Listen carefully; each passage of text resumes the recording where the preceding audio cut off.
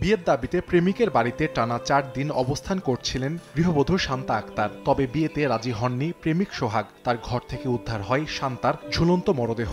Police বলছে ঘটনাটি আত্মহত্যা। শনিবার রাত ৮টার দিকে টাঙ্গাইলের কালীহাতির খালুয়াবাড়ি এলাকায় সোহাগের ঘরে ঘটে এ ঘটনা। স্থানীয়রা জানান ১ বছর আগে সোহাগের সঙ্গে পরিচয় হয় কুমিল্লার শান্তার। এক পর্যায়ে দুজনের মধ্যে গড়ে ওঠে প্রেমের সম্পর্ক।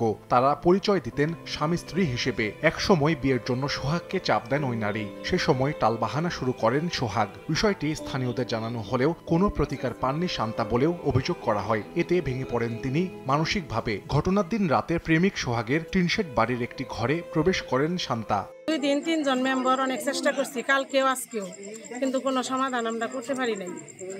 ছেলের মারে, ছেলের বাবারে, ছেলের বোনেরে অনেক বুঝাইছি, তারা আমাদের বুঝ মানে নাই। মারা গেছে,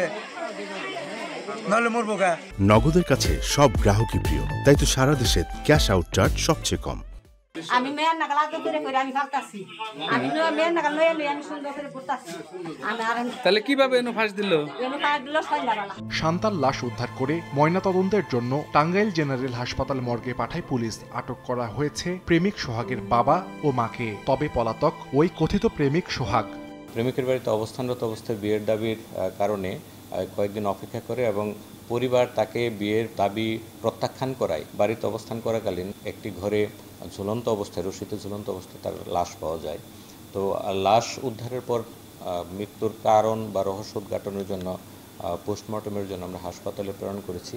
এই সংক্রান্তে আত্মহত্যা প্ররোচনার মামলা রুজু হয়েছে এবং এই মামলায় পরিবারের 4 জন সহ আত্মীয় স্বজন সহ মোট 6 জন আসামি এবং অজ্ঞাতনামা আরও 2-3 জনকে আসামি করে কালীহাতি থানায় দণ্ডবিধানের 306 ধারায় একটি মামলা রুজু হয়েছে। কুমিল্লার ব্রাহ্মণপাড়া উপজেলার অলুয়া এলাকার মোখলেসুর রহমানের মেয়ে শান্তা আক্তার। তার একটি পুত্র সন্তানও রয়েছে। সময় সংবাদ, টাঙ্গাইল।